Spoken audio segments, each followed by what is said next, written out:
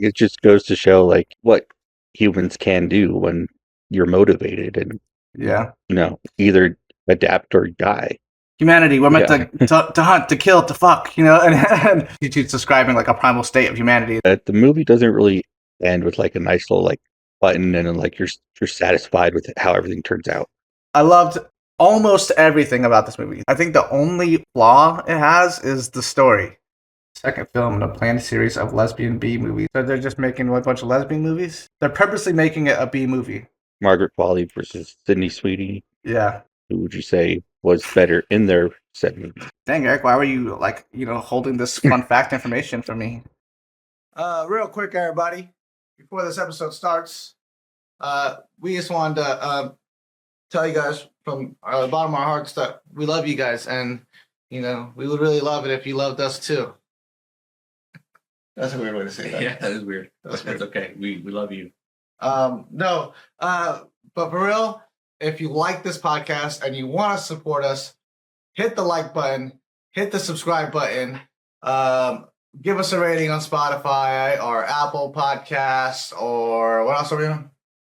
Amazon. Do those things for us, and we would truly, truly appreciate it. Yeah. I think that's all. Yeah, that's all. So do that, please. Okay, bye. Thanks.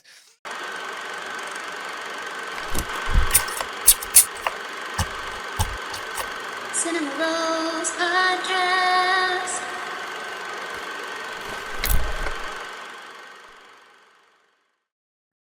Welcome to the Cinema Rolls Podcast.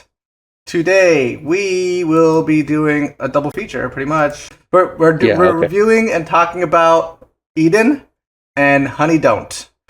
Ethen is directed by Ron Howard.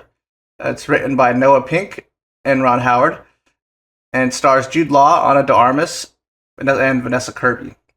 And Honey Don't is directed by Ethen Coen, written by Ethen Coen and Tricia Cooke, and it stars Margaret Qualley, Aubrey Plaza, and Chris Evans. Do you care which one goes first? Not really. Want to do Ethen or Honey Don't first? Okay, let's do Ethen. On my screen right here, I have Ethen on the left side of my desktop, and then Honey Don't on my right. So it feels like Ethen should go first. So okay, that's fine. I saw Ethen first, so that works. Do a quick synopsis. Yeah. So it's based on a true story of mostly Germans. I think it was mostly Germans, but I want to say the Baroness may have been French or something else.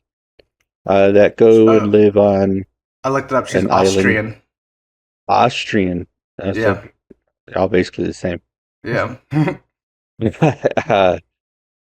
Yeah, they all go live, like, there are 3 different little groups, but they all go live on an island in the Galapagos. Spacing the name of the island, but it's Floriana. Floriana, yep. Yeah. But yeah, and then things happen, as happens with humans when they get involved with other people's business. So, and when they're stranded in a small location, Yeah. You've heard all the stories about cabin fever and whatnot. So yeah, so that's what that is. It was good. I had never heard of that story before, so I was pleasantly surprised. I don't think I had even seen a trailer for it when I went to see it, and so I didn't know what to expect. I just knew who was in it, but I thought it was good. Everyone did a great job. Jude Law, Sydney Sweeney, Vanessa Kirby, Ana de Armas. Yeah, all did great. Ana de Armas basically was like the villain, I would say, mostly. Yeah. Although, I don't know if there's a true villain, or if you could say Jude Law was kind of villainous in it as well. Yeah, he was kind of an asshole. But, yeah, he was. Him and his metal teeth. Yeah. Let me see your yeah, grill.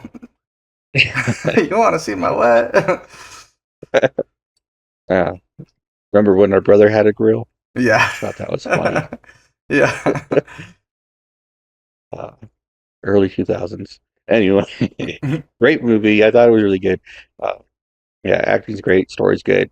I think they definitely didn't exactly stick true to what may have happened. We don't even know 100% what happened. We have the accounts of two of those survivors. They also Yeah. have books, and they have kind of opposing views. Mm-hmm. I think they mostly were inspired by Sydney Sweeney's character.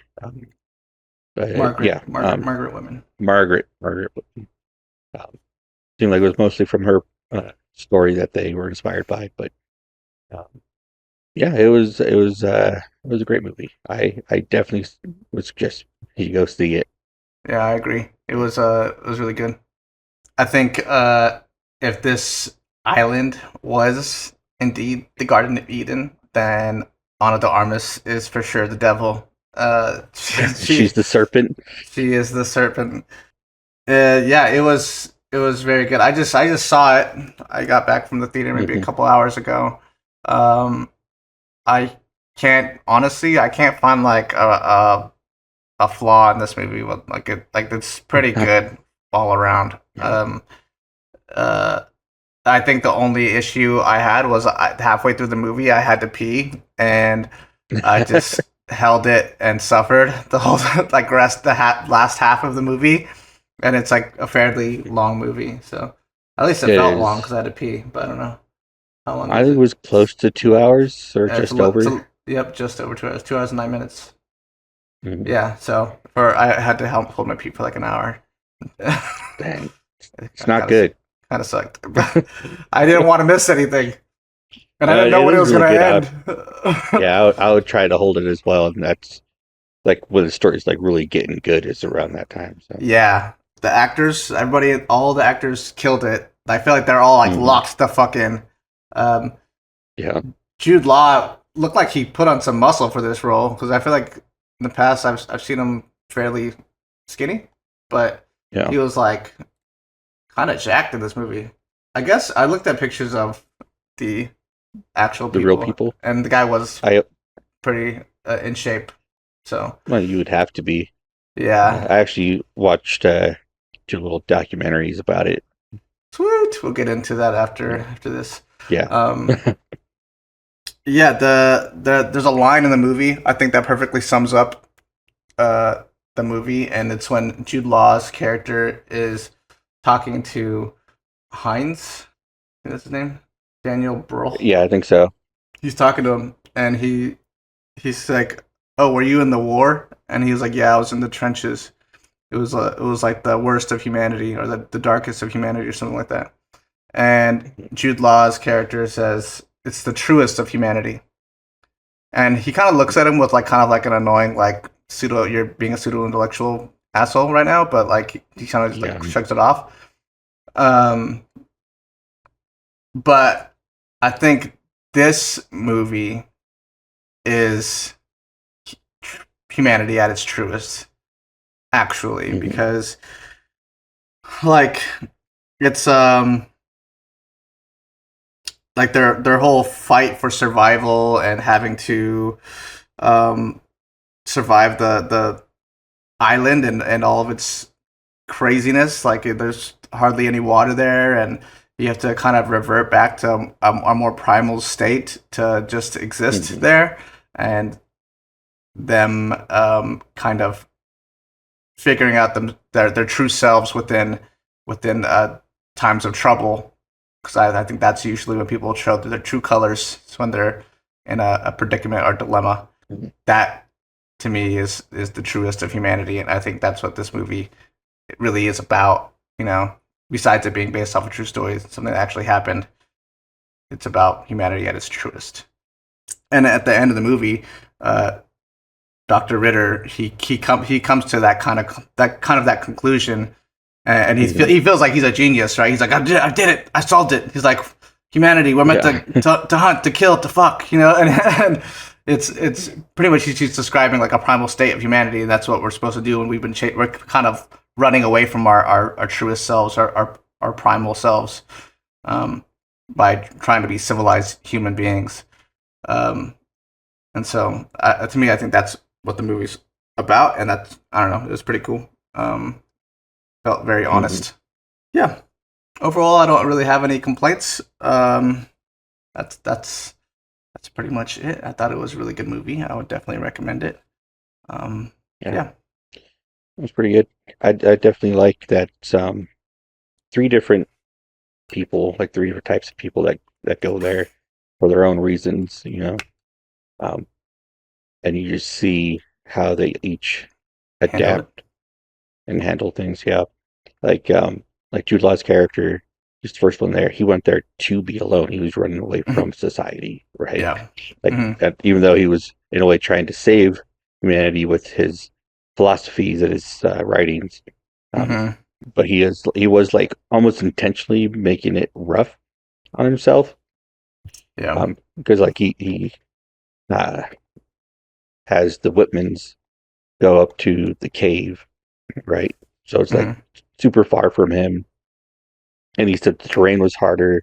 There's no way like they're gonna be able to grow crops or anything. And then like the next time he goes to visit them, they have like this huge garden that built a little house. Yeah, they're killing it, yo. They're surviving, yo. Which was awesome. I thought that was so cool. Good for them. It was cool. It was like it just goes to show like what humans can do when you're motivated and either adapt or die. Exactly. So yeah, and then Ana Darma's character, the Baroness, she shows up and she's there because she's been run out of everywhere else she's been. She makes it seem like she's rich and has money, and she's wanting to build a hotel and make money, like make a tourist trap for people, but like nothing goes right because she doesn't know anything. Yeah, no. She's faking it until she makes it. She was insufferable. She was, which is great because I like Ana Darmas. So when an actor could make me hate them in a movie, I'm like, all right, you are a good actor. She is such a good actor, yo. Everything I see her in, I'm like, oh my god. Did you see her in that Marilyn Monroe movie, Blonde? No, you've asked me before. I haven't. Oh, right. Yeah. Did I talk about it on this podcast before? You did. Oh, okay. Well, it's a depressing movie, everybody. It's a depressing story, I'm sure. But she did really good in it, though. Do you want to do ratings then? Yeah, let's do ratings. Cool. For Eden, I think I'll give it a 9. I like Eden a lot. Yeah. Ron Howard killed it. He did. I was honestly gonna give it a 9 too. I was jumping between 8.5 and 9, but then I was like, "There's no reason for me to give it an 8.5." Like, I'm gonna give it. I have to give it a 9. It's just a pretty flawless movie, I think. Yeah, I would agree. And the only reason that it isn't a 10 is just because, like, even though it was good, it's not like my favorite movie. And maybe that I don't know why. I think there's a lot of movies that are based on true stories that just aren't my favorite movie. Maybe I just really like fiction or something. Because there's a lot of movies that are based on true stories. Yeah, same. Is, yeah. But real life is sad. Yeah, maybe that's what it is. I don't know. But yeah, if it wasn't for my own personal preference, I think this would be a 10 out of 10. So yeah, I'll give it a 9. Do you have any interesting facts about this movie or even the true story? Interesting fact I just learned is that Ron Howard learned about this story when he was on vacation in the Galapagos with his family.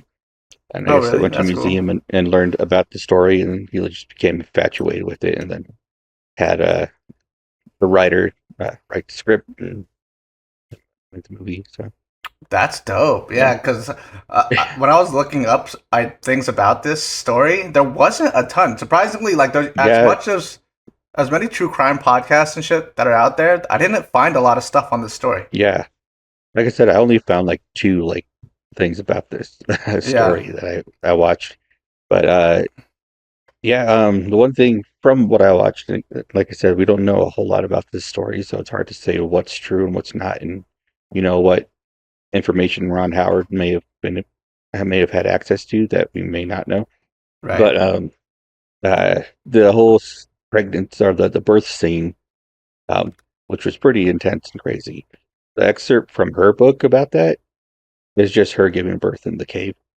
There's no thing about people coming in and stealing and dogs trying to get at her. Like, what's funny is when I was watching that scene, because when you're watching a true story or whatever, right? A true story based on a true story, I always wonder where the exaggeration is, right? And that was a scene where I was like, I don't think this happened the way this is happening. Because that's crazy, yo. She's really getting robbed, attacked by dogs, and giving birth all at the same time. I feel like that's something I would do if I was trying to fit like a bunch of different things into a true story based on a true story movie, and then trying to layer it with conflict, you know? So like it makes it more intense and more captivating. Yeah. The Baroness's death and stuff, or disappearance, really. We have no idea what really happened. Right. So I think all of that was just kind of like guesswork. Guesswork, or just maybe Ron Howard thought it would be best told that way, you know, that there is no real account of what happened. Yeah, that one guy was found washed up on shore. Mm-hmm. But that was about it. Yeah, I guess he found some fishermen, just like in the movie, and it was like convinced them to take him, and then they guess they ran out of gas, and then they end up on a different island. Yeah. Which is crazy, because then they end up on a different island, and then they both died. And I guess that island just didn't have a spring like the one that they were on previously. So or they couldn't find one like that. Yeah. That guy was trying to find one for the longest time. Right. Yeah. Yeah. So they just, I guess the idea is they died of dehydration. Dude, the when the Baroness goes and just jumps in their drinking water, like they're all just like bathing what in asshole. it. I was like, but apparently, what really happened is that the guy was washing her feet in the water, just still gross and messed up. Yeah. Yeah. I'd be like, what the fuck, dude? That's what we drink. Yeah, like that's our only source of water. You could have done that in the ocean. Yeah. Yeah. Yeah, it's crazy, yo. I was also watching a couple things, and I think something that stood out to me was Dr. Ritter and Dor. Is that how you pronounce her name? They were pronounced like Dora and a lot of stuff I was watching and in the movie. Anyways, his wife or whatever, right? His lady friend. Yeah, because they don't. I don't think they're married. They both left their spouses. Yeah, that's what I was gonna say. He was her doctor. Yeah. Before they got there, and then she was a patient, and then they left their lovers to be lovers on a isolated island. Yeah. Which is pretty crazy. And then he was trying to like, I guess, tell her like she could beat her. What was it that she had going on with her MS. legs? She had MS. She had MS. Yeah. So like I guess he said she can beat it by just pure like willpower, which is why like willpower. Yeah. Which is why when they show up, they're doing those like breathing exercises. Yeah. And they're like, she's like, Sydney Sweeney's like, oh, they're praying. Are you sure we should talk to them? It's like, no. She's like, they're atheists, yo. That's what they're doing. She's trying to beat her MS. Yeah. Yeah, and he blamed her for her MS not getting better because she wasn't trying hard enough, and that their crops and their stuff wasn't as good because she wasn't able-bodied. It was like that's crazy. Just messed up. It's insane. Yeah, but it seems like Dr. Ritter was like, even though he was able to set up camp and survive there on the island, it seems like he was pretty arrogant. That plays a factor into self-destruction, I think, oftentimes. Yeah. Kind of it does, yeah. Yeah. Pride cometh before the fall. Yeah, exactly, yo. What's crazy is like what I was saying earlier, like people show their true colors when they're in a dilemma. So, like he went against like all of his own like values and morals. Yeah.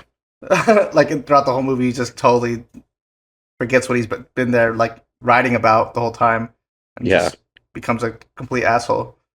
The only thing he didn't turn his back on was atheism. I know, right? Yeah. Yeah, it was insane. I don't have any other interesting facts. I was actually trying to look for interviews and stuff, whatever with the cast or with Ron Howard, and I didn't see anything. Yeah, I don't know. I didn't see a whole lot. Good movie. Like I said, I'd never heard of this story before, so I thought it was pretty cool. Yeah. There's been other movies made about it, like Oh, older really? movies that came out like a few years after this happened. So there's like silent movies and black and white and stuff like. Oh, really? That's Yeah. pretty crazy. It'd be interesting to go In back and fact, watch those, huh? the Baroness was in a movie about her. Wait, what? So that rich guy that went to the island, Uh-huh. he made a movie there with her on the island Oh, called really? The Baroness of whatever. Yeah. Oh, interesting. Yeah. That's crazy. So the movie's called The Baroness or something? Do you think she, in real life, she actually seduced the director or no?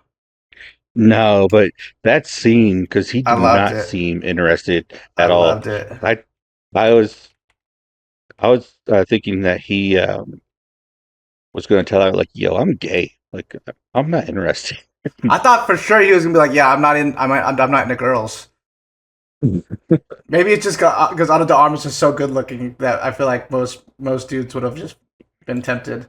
The Empress of Floriana. The Is that Empress name of Floriana. Yeah, 1934 silent adventure film. Yeah, so you can actually like find clips of that movie online.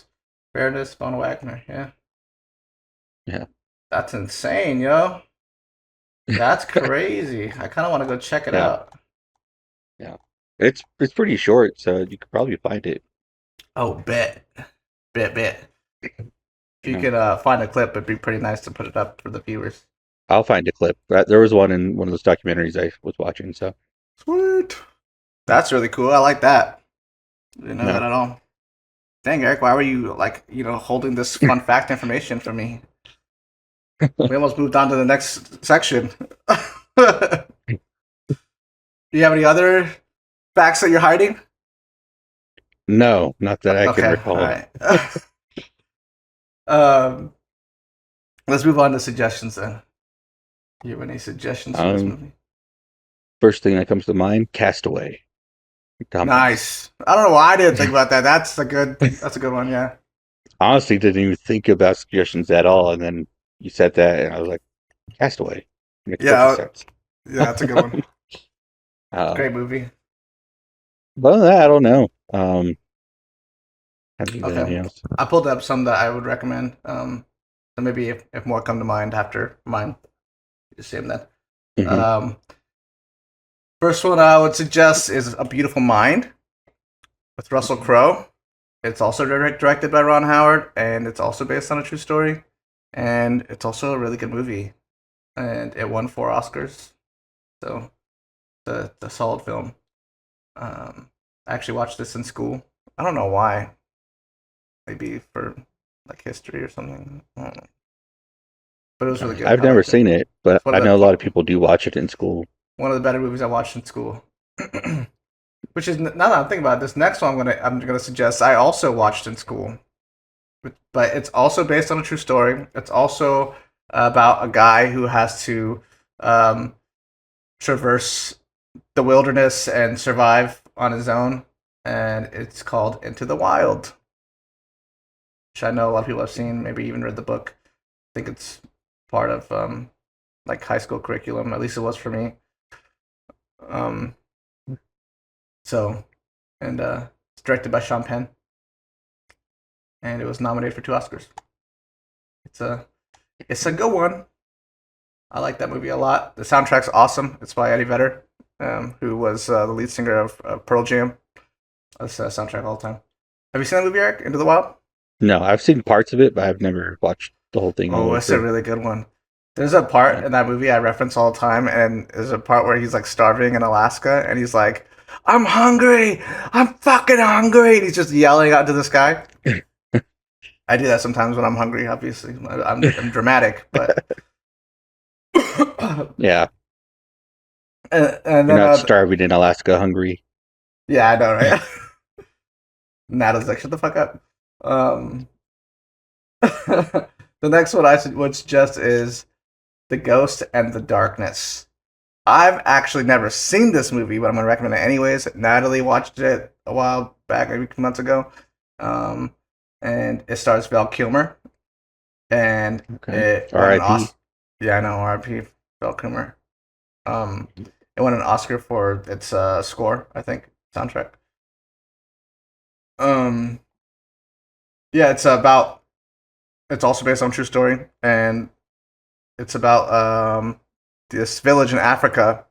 I think the British or somebody, they're trying to set up a like a camp or some kind of place where they can kind of steal Africa's resources and also help the village there. Like a colony or outpost or Yeah, something. like an outpost, exactly. And but the village keeps getting attacked by these two lions, and these lions happen to they're brothers. They're like these brother lions that are attacking construction workers, and people can't get work done, and so it was starting to affect that outpost. They weren't able to obtain what they were there to obtain because people were dying.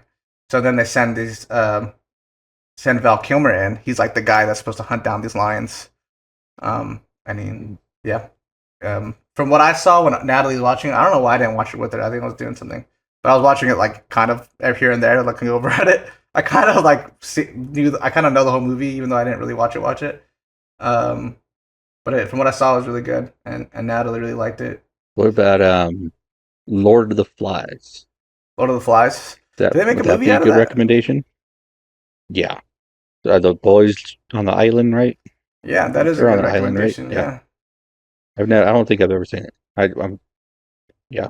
yeah. Or I've read the book, but I read the book, but I don't remember watching a movie about it. Lord of the Flies, 1990. Yeah, there is a movie. There's no one in it that I recognize, but yeah, well, they'd all be kids. I has don't a know. has a decent rating They survived. on IMDb, like 6.5. Oh, what was that one movie with those the kids? It had William Daniel in it. The principal from Boy Meets World, Mr. Feeney. They get trapped on an island with him, and then he dies, and they like grow up there on the island. Whoa, I don't know. I don't think I've ever Like seen that. Is it the Blue Saint Else? Lagoon or something like that. The Blue Lagoon? Yeah. Yep. Yeah, From 1980. I have seen that movie. I don't think I've ever seen this one. It's good. Yeah, it's good. It's interesting. Like I said, it's brother and sister that live on the island together, so That sounds like it things could get. get weird I was when gonna say they. that sounds like it could get weird. Yeah. And like in But, the picture, he's like holding her face very like sexually, yeah. like he's about to kiss Well, her. they're They're the only siblings. two people. Yeah, they're siblings. If you guys wanted to know, they're white.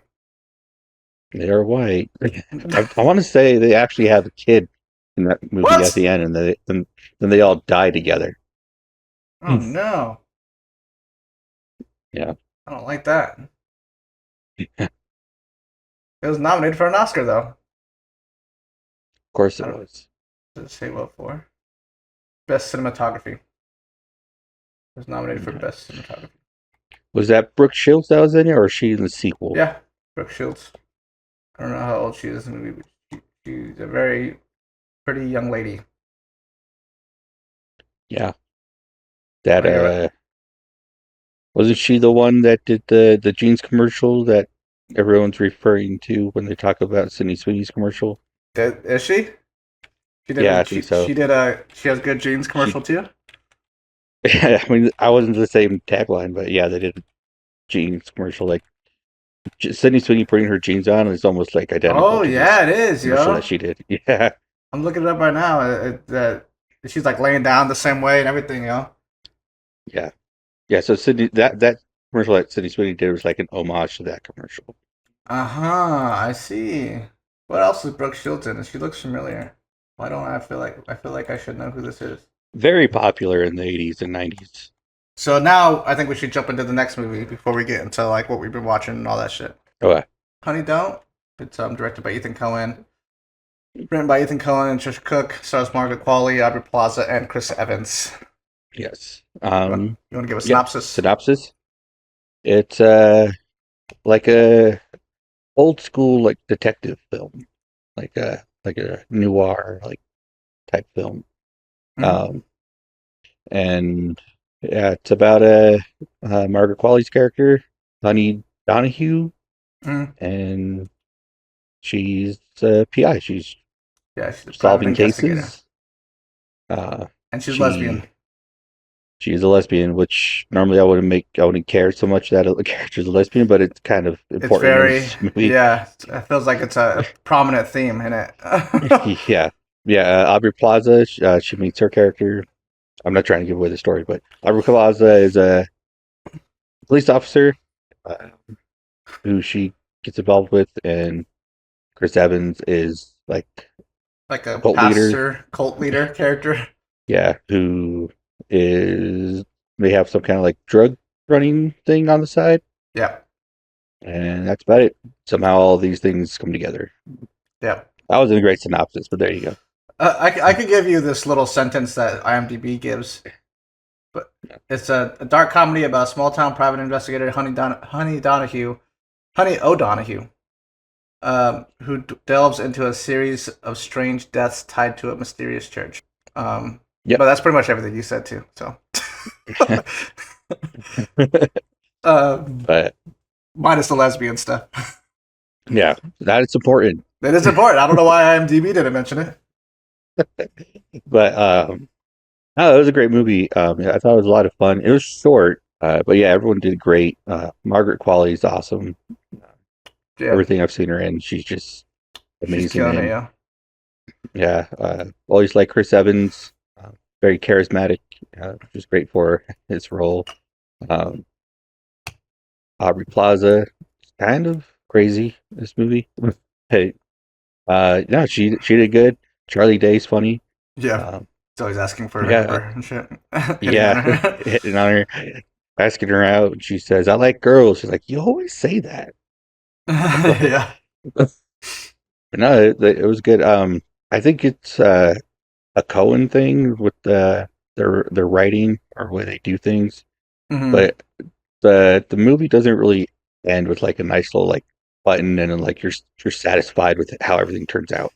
Yeah. Um, which I don't think that's really the point, but I think some people may not like that so much. Hmm. I do like the witty banter, the dialogue is great. Like they Yeah. always kill it with that. Yeah, it was good. I enjoyed it. Nice. Agreed. Yeah. I liked it. I like Ethan Coen. I like the Coen brothers. Um, this movie felt very like 1940s, 50s, like film noir detective movie, but like it's in color rather than black and white, and it's like shot mostly during the day rather than how noir films usually are shot at night. Um, and the dialogue, the way it's written, felt very much like that as well, like very quick witted. Hmm. Yeah, Margaret Qualley was amazing. She's an amazing actor. I liked this movie because it really kind of showed her as an adult. Yeah. I feel like because she has like kind of a younger face and a younger look to her. Every movie I've seen her in, she's always playing like a teenager or like just Hmm. barely of age kind of character. Yeah, it was nice to see her like in like an adult role, you know. And Yeah. she did great with it. I even feel like she talked more maturely in this movie, like the way she carried. She You know what I mean? Yeah, she did. Yeah. She seemed like a lot older than how I viewed. I don't know how old she is actually. She was born in 1994. She's a year older than I am, so she's 31. So yeah, it's nice to see her, playing an adult. Yeah. And she did well. um, yeah, I loved almost everything about this movie. The pacing, the comedy, the way it was shot, the costume design. Like Margaret Qualley's outfits are fucking dope, yo. She looks cool as fuck. Hmm. The actors are great. Chris Evans was the funniest character to me. He killed it.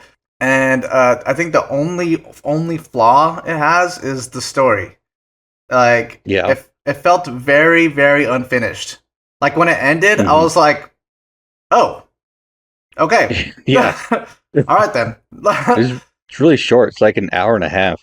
Yeah, like, they could have kept going, and I feel like they should have Yeah. kept going because like the reason why I feel like it feels so incomplete is because not Margaret.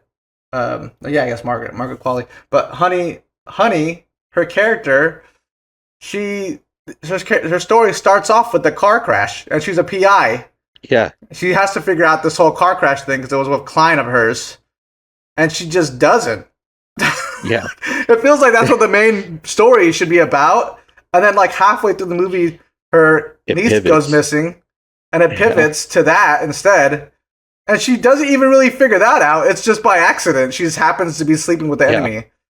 So like, I think maybe that's the point, and maybe like she's a shitty detective on purpose. Like she seems like this like badass, like held in high regard by the actual like police detectives.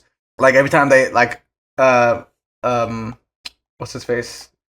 Charlie Day. Yeah, every time Charlie Day sees her walk in, she's like, "Oh, Honey O'Donoghue, what is the honor or pleasure or whatever, you know?" Yeah. To what do we owe the pleasure? Yeah, to what do we owe the pleasure? There you go. That's what he says. And it seems like she's like held in high regard, but she doesn't solve anything. And it's fucking. She doesn't. The only thing she solves is her missing niece, and it's by accident. Like, and the one person that comes into her office asking for help, she turns away. He comes back after his boyfriend dies, which I love Billy Eichner in this movie. Have you ever seen his Billy on the Street? Yeah, I love his Billy on the Street stuff. He's awesome. So yeah, I love him. So it was really nice to see him in it. And yeah, he goes in there in the beginning, and she turns him away. She's like, "I'll give you some advice. It's free, whatever." And then she kind of like get the fuck out, pretty much. Then he comes back after his boyfriend dies and gets like ran the fuck over. And she's pretty much just like, "Get him the fuck out of here! Like, I don't want him in here anymore." Like, you know. And so she doesn't help him at all. She doesn't help her other client. The one mystery hunch she gets on about the church doesn't solve anything about that at all. Like, she's like, "Oh, the church seems like it's up to some weird shit. I heard a gunshot over there." Does nothing. Nothing ever comes of it. Like, she lets the lady go. She doesn't follow her. Doesn't try to get the license. Which is why at the end, when she sees her, I'm like, "Oh shit! Like, here we go. She's about to crack the case." Ends. No, they just flirt. What the fuck? Why? I was pissed. That French girl's costumes were pretty cool, though. She was cool. She looked. I like that her helmet matched all of her outfits. Like, where do you have all these helmets? She was cool. I like when she goes to kill Chris Evans, and he thinks it's a joke, so he's like, "Oh, oh," and he gets blasted, you know. But yeah, I mean, that's the only flaw, though. Is the story is really lacking, and I've seen most of the Coen brothers movies. I don't know if I've seen all of them. Like I said, I haven't seen all of No Country for Old Men, but I've seen most of it. It's just one of those movies I just haven't finished for some reason. But they don't always end it like this. I mean, usually like even in what's it called? The Big Lebowski, right? Like it kind of ends a little open-ended, sort of, but everything gets tied up. Everything gets tied up, and he kind of moves on with his life, you know, as he was living it, you know. Yeah. So to me, this doesn't even feel like something they would make. I mean, obviously, it wasn't both of them. It was just Ethen, and he wrote it with Tricia Cooke. Who is this Tricia Cooke? Do you know, Eric? I want to say it might be his wife or some kind That's of. what I was thinking partner. too. Yeah. She's an editor and producer for Oh Brother Where Art Thou, Fargo, Barton Fink, and she's been married to Ethan Coen. So yeah, he made this with his wife. And I remember saying after the movie ended, and maybe this is a bit assholey of me to say, but I was like, he should go back to making movies with his brother. Yeah. If you just look at it from a comedy standpoint, I think it's pretty good. Like, it's pretty funny. It's pretty dark humor. It could also be that this movie is just to like satirize the 1940s detective films, and perhaps I'm just not savvy enough in that type of film to get the joke and understand that that's why it ended the way it ended, and that's why they made it the way they made it. But yeah, and even as just a pure comedy, just for hee ha-has, I don't think it was like hilariously funny. Like, it had funny parts. But there are some parts that were so dark, but also it felt like they were meant to be funny. That like the audience didn't know whether to laugh or be like appalled. There's a couple times where like Natalie and I were laughing, but we were the only ones laughing in the whole theater. Like when he got ran over with the car and he swings it into into the light pole. Natalie and I were laughing, but nobody else was. I mean, it was pretty funny. And it didn't get funny until the witness, the bartender, picks up the phone. Oh yeah, right. And that felt very to me. Some of the shots and gags and stuff in this movie felt very Wes Anderson to me. Like that part where the bartender picks up the phone to call 911. He's like in the shot, he's centered and he's like the shot's symmetrical and he's framed by the window. Feels like a very Wes Anderson thing to do. And then when the Mexican kid comes in and he's like he shoots blindly, he's like, "Don't talk about my abuela," right? Yeah. And then he looks up and they're gone, and then he pops up behind him and hits him with the thing. That felt very Wes Anderson to me too. Yeah.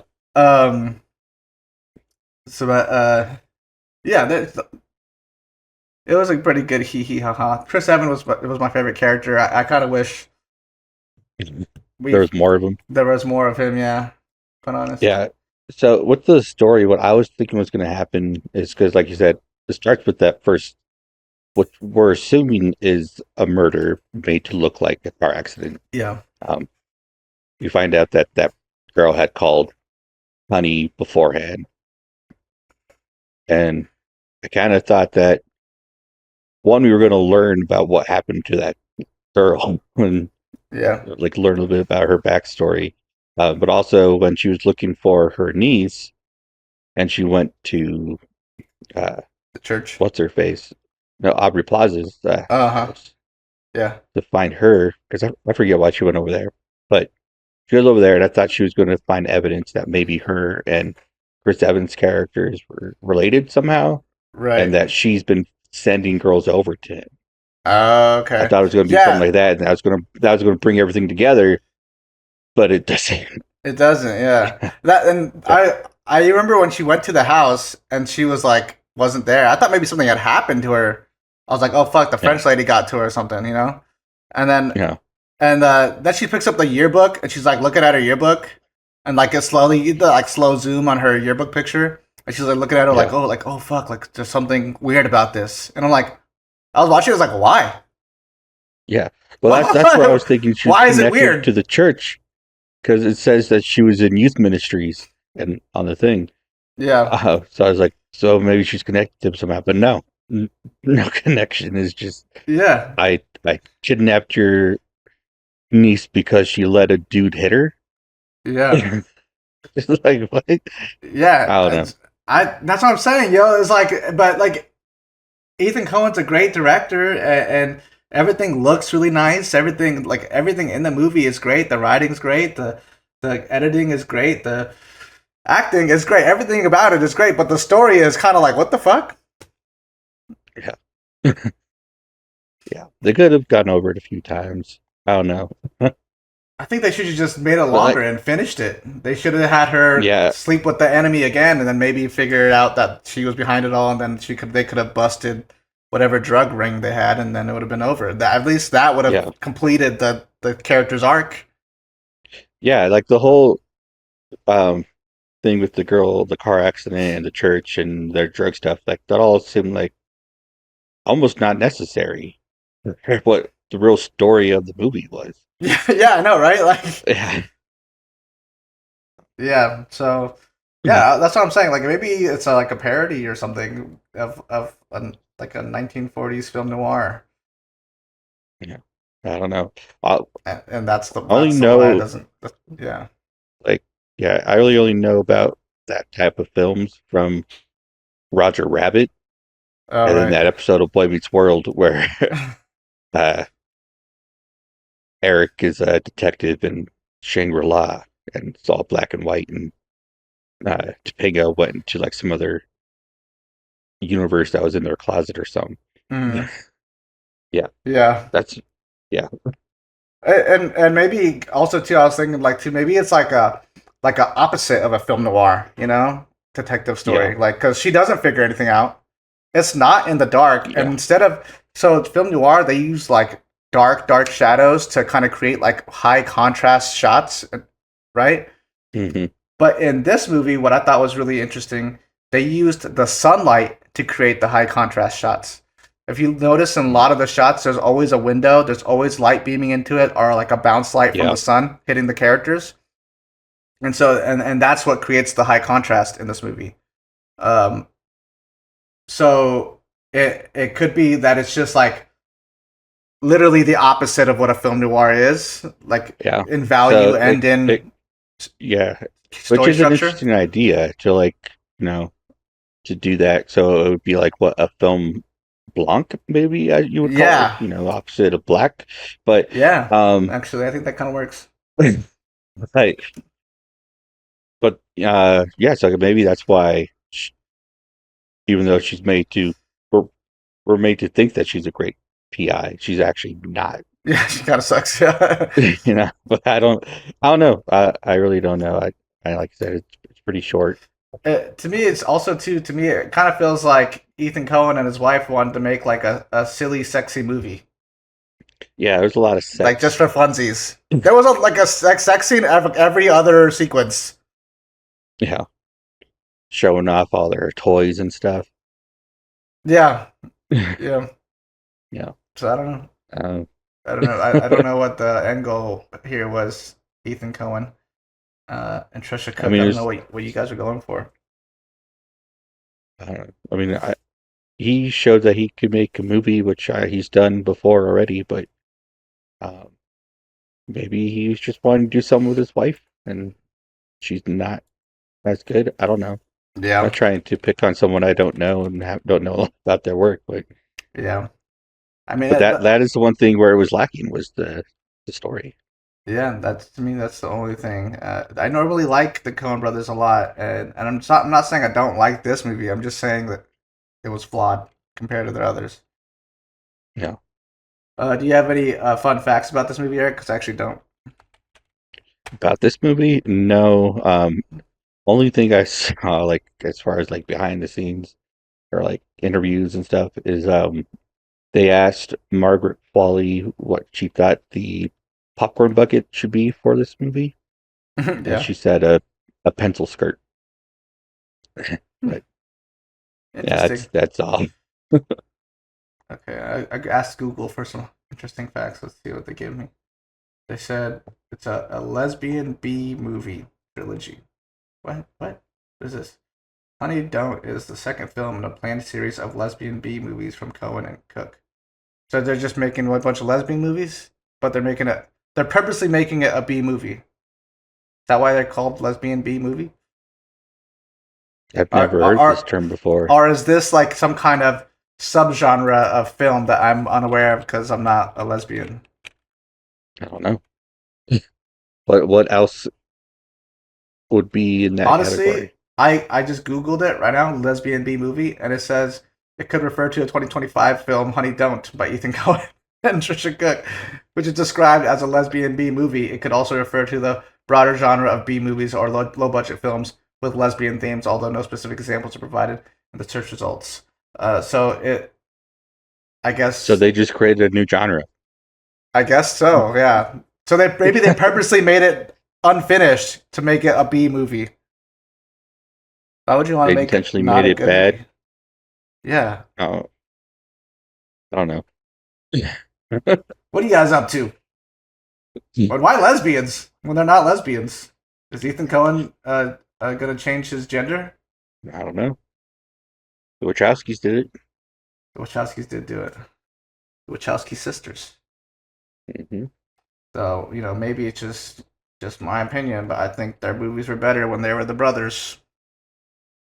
The Wachowskis? Yeah. That last Matrix movie was so ass, yo. It was like one of the worst movies I've ever seen. The last Matrix movie was terrible. It was god awful, yo. Did they even have a hand in it whatsoever? Because what happened to them, bro? They used to be so good at this stuff. I don't know. Like anyways. The first Matrix is great. I actually like Speed Racer. I thought that was a fun movie. I've only seen bits and pieces of Speed Racer, but Speed Racer was before its fucking time. I will say that. Yeah. Yeah, I because think it it didn't was. do well with audiences. No, but it did not. but people still talk about it to this day. And there's a lot of crazy sequences in that movie that I think only the Wachowskis could pull off. Yeah. So I guess Ethan Coen and Tricia Cooke, they had another movie in 2024 called Drive-Away Dolls. Did you see this one? No. Which also I want to starred say I remember seeing the poster. It also starred Margaret Qualley. I'm guessing Is that also a lesbian B movie? I'm guessing. I wonder. From the title, it sounds like it would be. Yeah, I guess. Yeah, I'm assuming that's their first movie in their trilogy of lesbian B movies. So we're getting a third. Maybe you should watch the first one. Maybe we should. This one has low ratings too. It's like 5 stars on IMDb. This one pretty says middle of the road. It's about Jamie regrets her breakup with her girlfriend while Marion needs to relax. In search of a fresh start, they embark on an unexpected road trip to Tallahassee. Things quickly go awry when they cross paths with a group of inept criminals. Doesn't sound bad. Yeah, it doesn't. So yeah, it seems like they're just making a bunch of B movies, lesbian B movies. But I'm curious in this article because by the Los Angeles Times, because it says Margaret Qualley's sleazy crime caper Honey Don't is a hot mess, just as intended. So it seems like they're purposely trying to make a bad movie. But that's just what the article title says. I feel like I have to read it. It could just be what they're trying to say. To save face in a way, like, oh, it's bad, but it's meant to be that way, so therefore it's good. Yeah, maybe. Yeah. Like they accomplished what they set out to do. Okay. Okay, so let's go on to suggestions since we kind of breezed past the fun facts part. You have any suggestions for this movie, Eric? I'm not too familiar with, film noir or lesbian B movies. I don't know what to suggest. Whatever that other movie was that they did. Yeah, the Drive-Away Dolls. Drive-Away Dolls. Yeah, which came out last year, which I didn't hear anything about. I just remember seeing a poster. I remember that I think a friend of mine had said something on Facebook that he liked it. But, check that out. I have a couple of suggestions. My first suggestion is probably the only Humphrey Bogart movie I've ever seen. It's also probably the few film noir detective movies I'm familiar with. But it's called The Big Sleep. And it was made in 1946. Like I said, it stars Humphrey Bogart, who was a very popular actor back then. And yeah, it's a pretty good movie. I liked it when I watched it. It's old, but it's got its like charm to it, and the story's good, and it doesn't take itself too seriously. It has some funny parts in it. There's like this young girl who's kind of like a airhead, and she's kind of the reason why this whole detective thing pops off. She's like a spoiled brat, and the dad hires him because he's like a PI to figure out what the fuck's been going on. I think also he's like in some kind of blackmailing thing or something.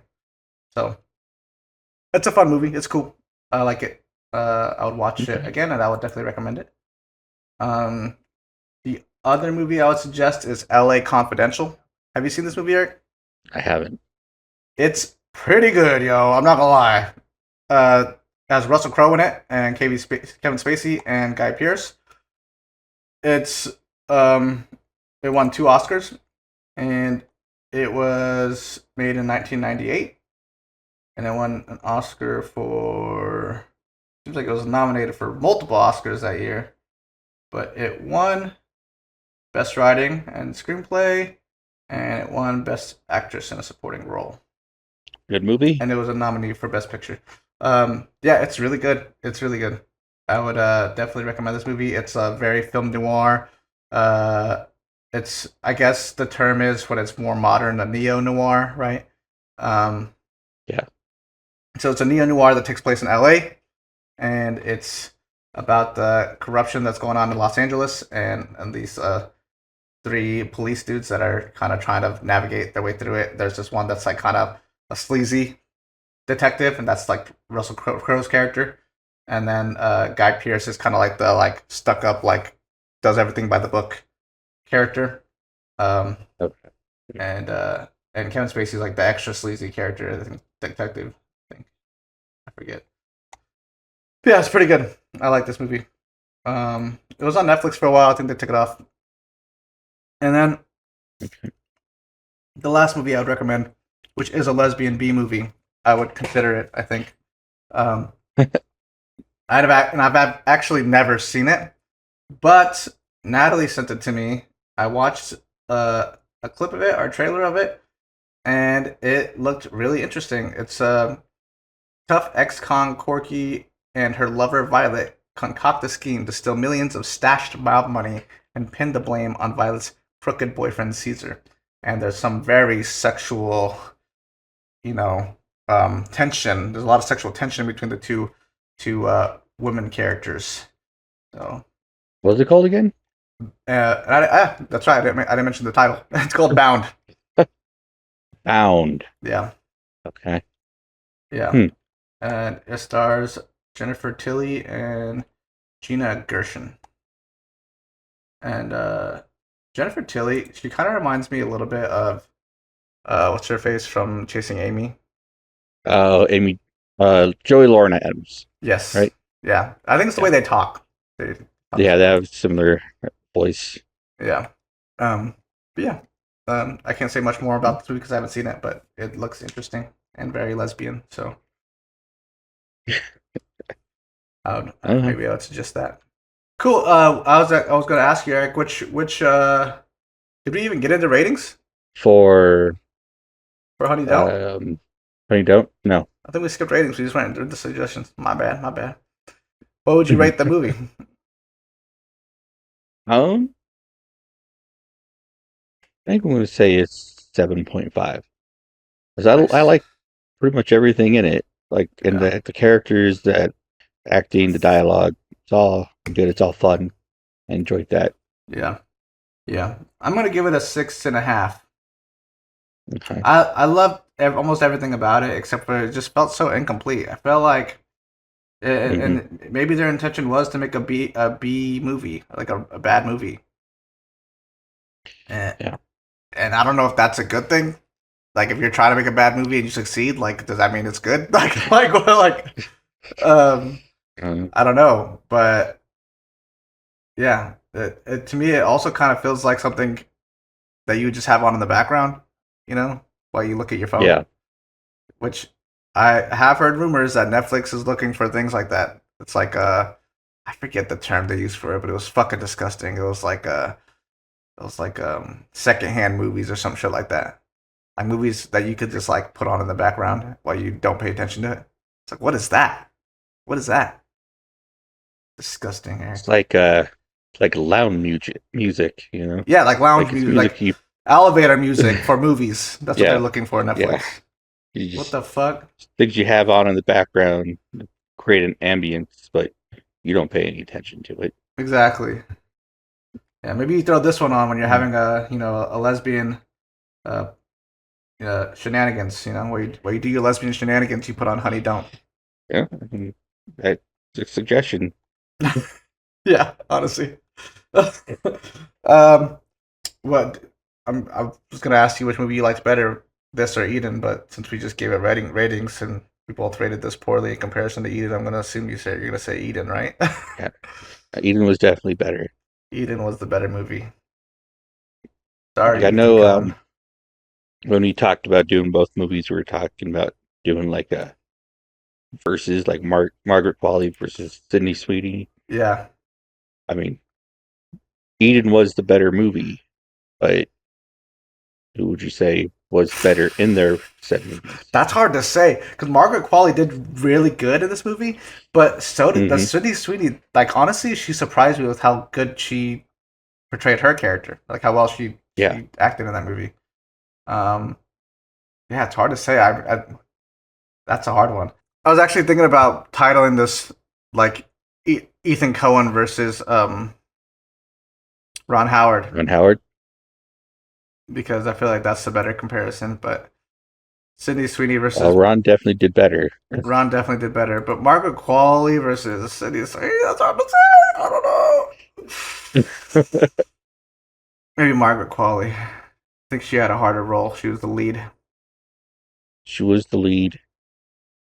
Yeah, yeah, I don't know. She did great. She was awesome in it. She did. Sydney Sweeney, I think she had to do an accent I've never heard her do before. I can't really say if she did well. I'm not, great with accents. Yeah. Um, Accents are pretty hard. but she did do a good job. Because her character was observing like everything that was going on. So like even though she wasn't like speaking, like she was acting. You could see her character and her like wheels spinning in her mind. Like she had thoughts and she was thinking. She was concerned about like what was going on. Yeah. Yeah, I think Sydney Sweeney's character, the role she had to do a lot of acting without really saying anything. Mm-hmm. Which is also really hard to do, I think. Yeah. Yeah, she said a lot with her eyes, to be quite honest. Now that I think about it. She did, yeah. I don't know. She did pretty good, yo. She did really good in this movie. I really liked her in this movie. I think she was probably my favorite character in Ethen. Yeah, I would agree, yeah. She was a badass, yo. Yeah. She like figures out that like homeboy's gonna that Dr. Ritter's gonna set up her husband. She's like, yo, he's gonna frame your ass. And she like already knew that he already counted the bullets. Yeah. Like she went full detective mode. She found the book that the the devil always takes with her, on Armas. And she was like, well, she wouldn't leave without this book, so she was. And I heard that gunshot, so she must have died. And I know you didn't shoot her. It was the picture of Dorian Gray. That was the book. Yeah. Yeah. So it was. Yeah. She did really. It's hard to say which. Yeah, but they both did great. Yeah, they did. Yeah, they did. Ethen was just firing off on all cylinders. I feel like it was Ron Howard at his best, I would say. Yeah. But all right, you want to move on to what we've been watching? I haven't watched a whole lot. I've been watching Buffy again. Nice. Yeah, just finished season 2. Right on. Yeah, and I started season 1 of Peacemaker. I still didn't watch that show. I've seen it, but it's been a minute, and the new season just came out. So you're trying to get a refresher. Yeah, I get a refresher. I got through most of it, and then the season 2 just started today. We just watched that episode. It's pretty good so far. You're a better fan than I am, Eric. Things. if when there's a season that I need to rewatch, sometimes I'll just do a recap because I'm too lazy to rewatch it. Normally I would, but one of the days when I was editing a couple weeks ago, I just threw it on because I was waiting for something to export, and sometimes it takes a while. I was like, I'll just put an episode of Peacemaker, and then I like the show, so I was like, I'll just watch it again. Nice. Yeah. Dexter's still going. Yeah, now it's pretty good so far. I want to watch that too. Yeah. And I already said I saw Turtles, but I did want to say that because it did so well, they're letting it stay in theaters for another week. What? Oh, bet. They announced that they're going to do the second one next year for its 35th anniversary. And Turtles is outgrossing some of the new movies that were released. So hell yeah, I'm gonna. If it's gonna be out for another week, I'll probably take Arya because I get her next weekend. Yeah. Did you also go see Black Swan? No, I was going to. So that AMC, the one that I go to, the IMAX, they only had a showing Thursday night and Next one's on Sunday. And so I Gotcha. was going to see it Thursday and then watch Honey Dote today, but I didn't want to do all that. I was like, I'll just watch Honey Dote on Thursday at a decent time, get home, get some rest, and then I can chill out after work today and I have to worry about getting back here on time to record and everything. It's just makes it easier. Fair. And I can watch it. I can watch it on Sunday if I have the time. That's fair. Yeah. I'll say there's a good lesbian scene in that movie too. You can probably There recommend is, that and one. it's gonna be in IMAX.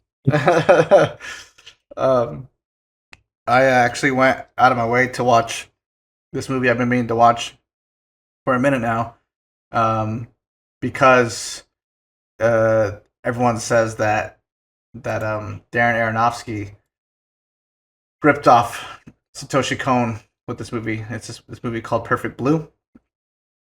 Mm-hmm. And apparently this is pretty much Black Swan's inspiration. Kind of feels like he stole it a little bit. But well, here's the thing. There's when you're inspired by something and you make an homage to it, that's one thing. Mm-hmm. When you take like the themes from it and then remake it, it also feels like a different thing, but it doesn't feel like a completely stolen thing. So thematically and sort of cinematography, it feels like he took a lot of elements from Perfect Blue and made Black Swan. And I know Satoshi Kon's been interviewed. He passed away, unfortunately, but he was interviewed before he passed away. He doesn't like that Darren Aronofsky stole a lot of his shit. And I think the reason why is because Satoshi Kon's films were, for the most part, pretty unrecognized. But they're great movies. This movie, Perfect Blue, blew my fucking mind. I'm not gonna lie. I was like, wow, that shit's insane. And it's about a pop singer who gives up being like a pop icon to become an actress. She's like changing into different careers. And then as she's doing that, she kind of has an identity crisis and starts to have like a dual personality. And in the movie, there's a lot of like reflections, like things like where I think there's actually a shot that Darren Aronofsky stole from Perfect Blue that's in Black Swan, and where so this main character in Perfect Blue, she's on the subway. She's like kind of leaning against the subway window, and you can see her reflection, and her reflection kind of does something differently than what she's actually doing to kind of show that dual personality trait. And I think Black Swan has a almost the same exact shot in it. But yeah, it was amazing. It inspired me a lot. I actually want to go make some art after I watched this movie. It's very, very good. If you get a chance, you should check it out. I ended up having to rent it on Amazon Prime. That's where I watched it. What was it called? Perfect Blue. Perfect Blue. Yeah, and it's directed by Satoshi Kon. And Darren Aronofsky has been known to steal multiple things from this movie. There's a shot in Requiem for a Dream where Jennifer Connelly like screams into the bathtub water, like ah, right? And that's from this movie, Perfect Blue. And then there's another scene in this movie, Perfect Blue, where it's like a rape scene. Oh, I guess I can't say that, huh? Cut that part out. Grape. They say grape, right? There's a grape scene. Yeah, they say grape. Yeah, there's a grape scene where she's like acting. So it's part of a movie because she's becoming an actress, right? And for a scene, she has to do that. And so it's not real, but she's still kind of traumatized from it afterwards. And that scene, like the vibes of it, feels really similar to the end of Requiem for a Dream, where Jennifer Connelly is kind of surrounded by like these elite dudes that are like, she's like on a like glowing stage, and it's very similar to Perfect Blue. And I think they're actually all chanting like ass to ass because she's like, there's another girl on there too on the stage too, and Requiem for a Dream. It's been a minute since I watched the movie, but yeah, so it seems like he steals a lot from Satoshi Kon, and the only reason I say steals instead of inspired, because I think he's been interviewed about it and he hasn't really been like hush hush about it. He's been very like clear that he likes Satoshi Kon and that he's very inspired by him and whatnot. But I think Satoshi Kon was interviewed and Satoshi Kon was like, yeah, I don't like it, because I think his stuff was really unrecognized, and Darren Aronofsky is very well recognized for being a great film director. Yeah, and he's praised for a lot of stuff. Yeah, and it seems like he took a lot of stuff from Satoshi Kon, and Satoshi Kon wasn't recognized, so it kind of sucks. But that's my little rant. I watched Perfect Blue because I thought you were gonna watch Black Swan. Yeah, no, I think I will watch it on Sunday because I do want to see. I never saw it in theaters, even though I was working when it came out. Yeah, I did. I remember. I only saw the lesbian scene from the booth. Nice. When you say the booth, you're talking about like from like where the projector's at? Yeah. Okay. Through the porthole. Yeah. I bet you somebody looked up behind them and just saw you looking through the little porthole watching the lesbian scene. Other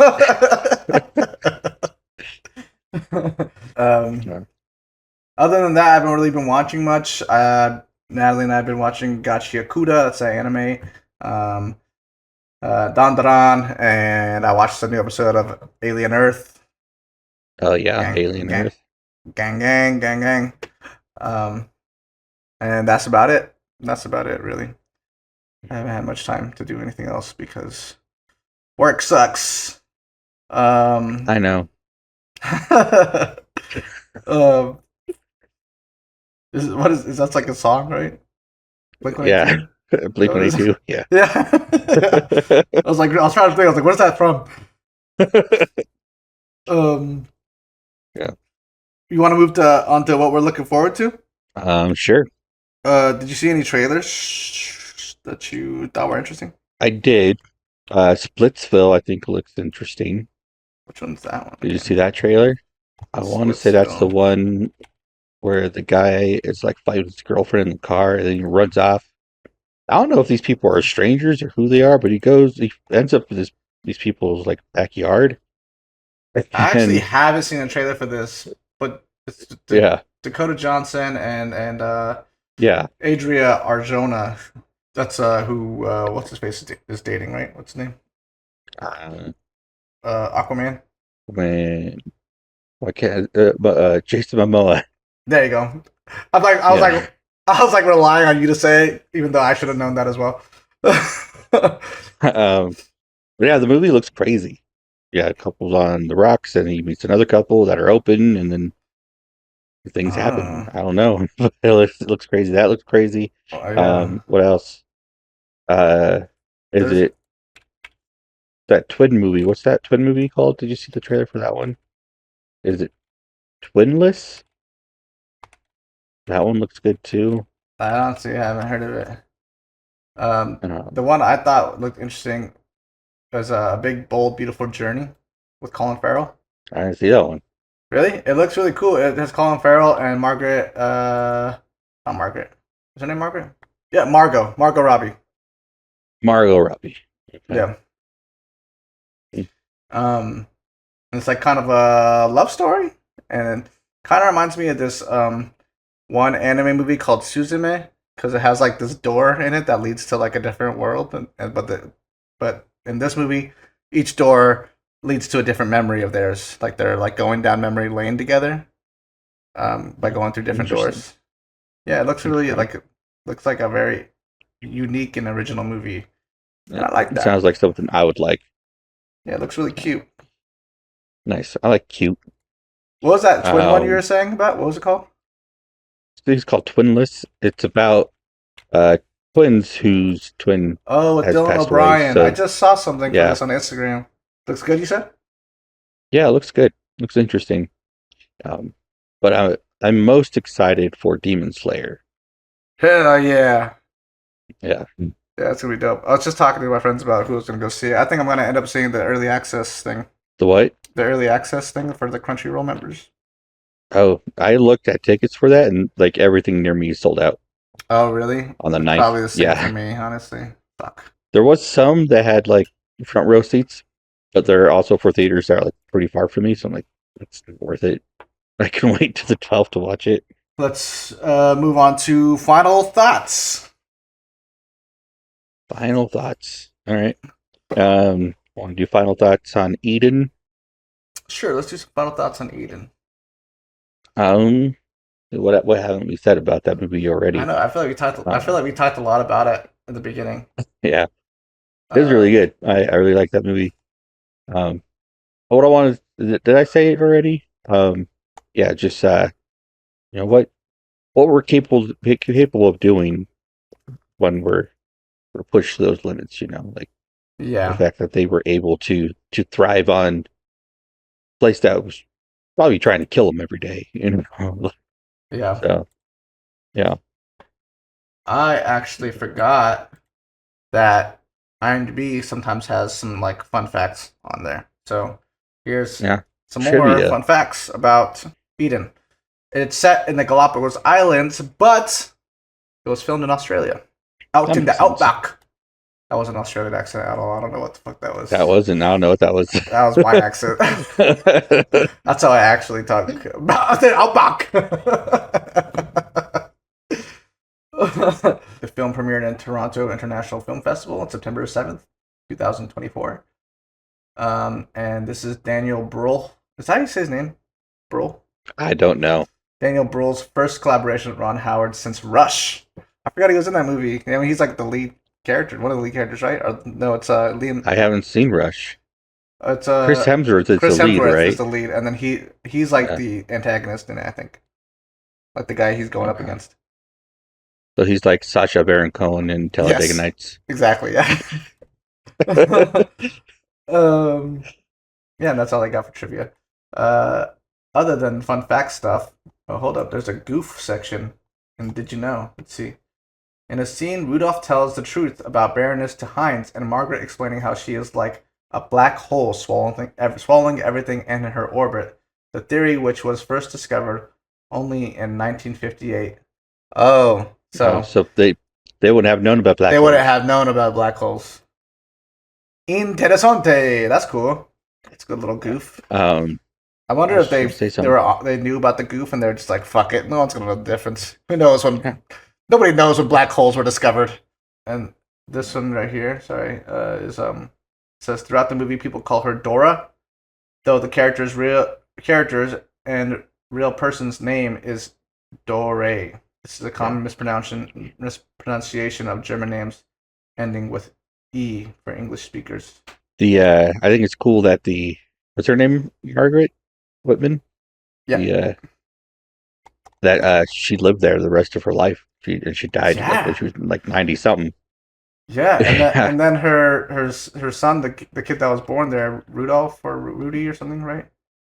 Rolf. Rolf, I believe his name was. Yeah, he ended up like running a hotel there. So a hotel ended up being a thing there, and he ends up kind of taking it over. Yeah, her family runs the hotel there. Yeah, that's crazy. They lived there the whole life. She was Sydney Sweeney's character, and I'm assuming the person in real life too. Was a total badass, yo. That's the kind of wife you want, that has your back, and even though she was like, yeah, I only married you because you asked, she was still like, a ride or die, yo. She was like, let's go to this fucking island, let's do our fucking thing.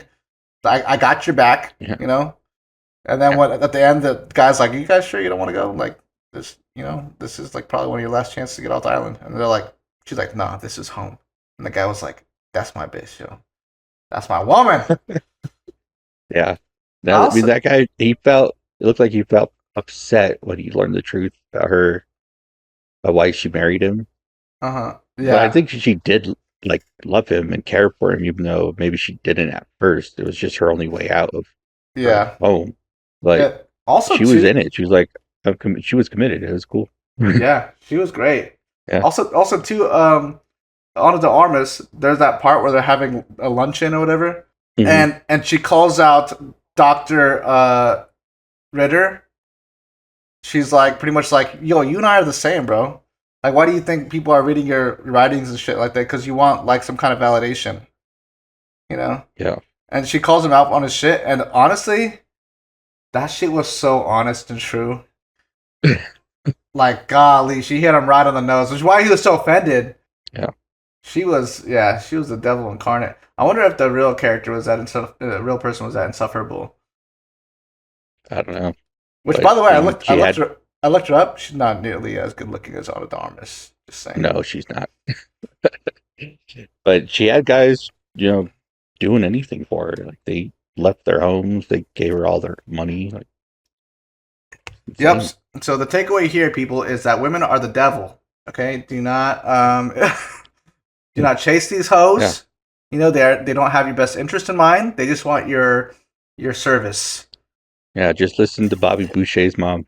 Girls are the devil.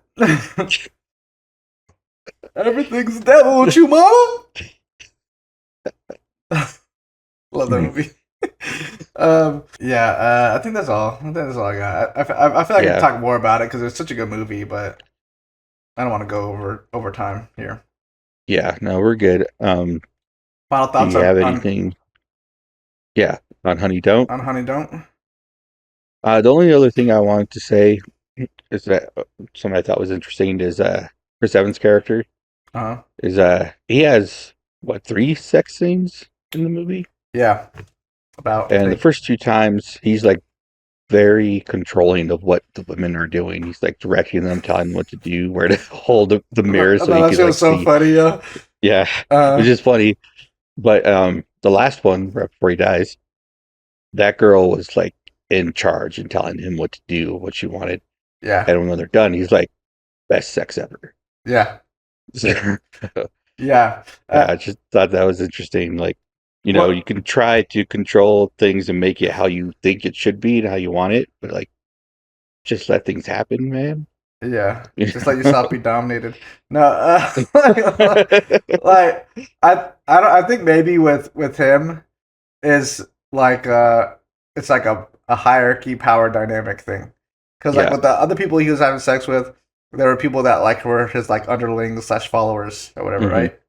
And then with that lady, she's kind of like in charge of him, I guess, because like he works for whoever she works for, and she's kind of like the messenger. Yeah. He's, I guess, being dominated by his hierarchy there. But I don't know. Like maybe secretly he likes to be dominated, depending on who it is. I don't know. It's just interesting, you know, because he didn't seem all that satisfied with other people. Like they would do everything he said. True. Yeah. That's true. Yeah, you just gotta go with the flow, motion of the ocean. Yeah. Which I think that's why waterbeds were made, but I think they went out of style because not that comfortable. No. Anyways, that's a little kind of random. I don't know what else to say about Honey Don't. I feel like I said a lot about my dislike for it. Yeah, we said a lot about it. I do like it. Like I'm definitely like, if I have the opportunity to watch it again, I will watch it again just because it was funny and interesting and quirky. It's just fun and it's short, so it's fun and short. Yeah, maybe that's the point. I don't know. Maybe they were trying to make a movie for this TikTok generation. That's what I'm saying. I feel like it kind of does feel like that, yo.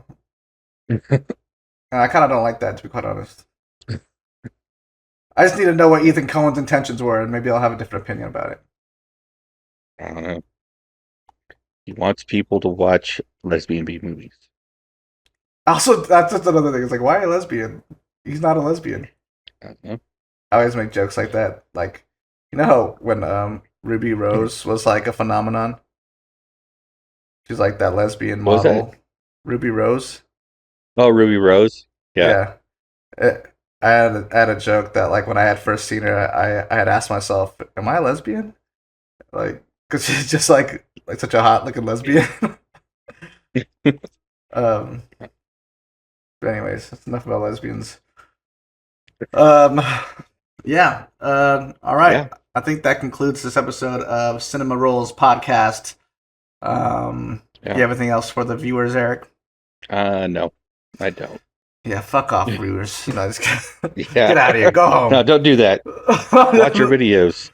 All right, watch our videos. All right. Yeah, like, comment, all the good jazz. Yeah, do that. I'm just kidding. I love you guys. Please support us. Hope you enjoyed this episode. Hope it wasn't too long.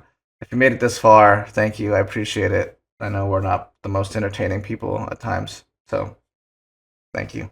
We're the most entertaining, Josh. We are the only entertaining people on YouTube. Only watch our podcasts. No one else is. Yeah, no. Okay. All right. Well, bye, everybody. Love you guys. Thanks for watching. See ya.